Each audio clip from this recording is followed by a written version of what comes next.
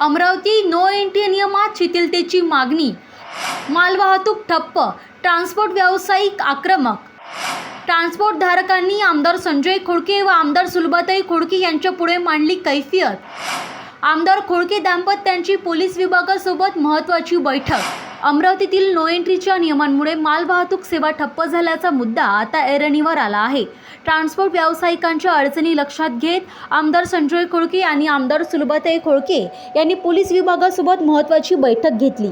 अमरावती शहरात सकाळी 6 ते रात्री 10 वाजेपर्यंत जड वाहनांना प्रवेशबंदी असल्याने अत्यावश्यक मालवाहतूक विस्कळीत होत असल्याची तक्रार ट्रान्सपोर्ट व्यावसायिकांनी केली। याच पार्श्वभूमीवर शासकीय विश्रामगृहात पोलीस अधिकारी, व्यापारी संघटना आणि ट्रान्सपोर्ट असोसिएशनच्या प्रतिनिधींसोबत बैठक पार पडली।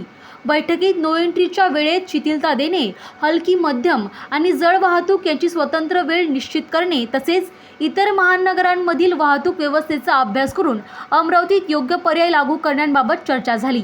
आमदार संजय खोडके आणि आमदार सुलभाताई खोडके यांनी शहरवासियांना सुरक्षेसोबतच अत्यावश्यक मालवाहतूकही सुरळीत राहावी यासाठी विद्यमान अधिसूचनेचा फेरआढावा घेऊन आवश्यक बदल करण्याची सूचना पोलीस विभागाला केली।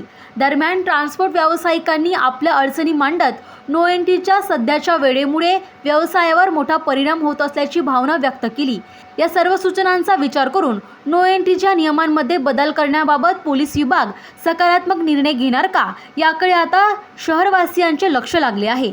या बैठकीला पोलीस आयुक्त यशवंत सोळंके, सहाय्यक पोलीस आयुक्त वाहतूक संजय खताळे, वाहतूक शाखा पोलीस निरीक्षक वैभव पांझरे, अमरावती तहसीलदार विजय लोखंडे, यश खोडके आदींसह व्यापारी संघटना व ट्रान्सपोर्ट असोसिएशनचे पदाधिकारी उपस्थित होते।